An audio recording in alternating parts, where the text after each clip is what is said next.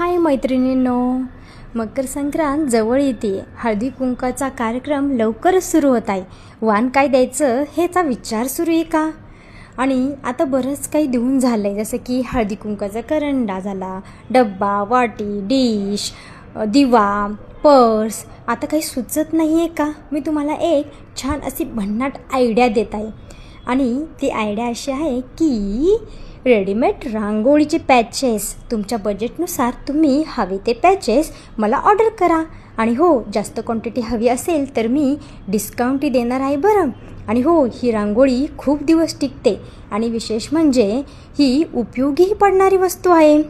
तर वाट कसली बघताय? चला की मग लवकर मला DM करा किंवा मला मेसेज करा.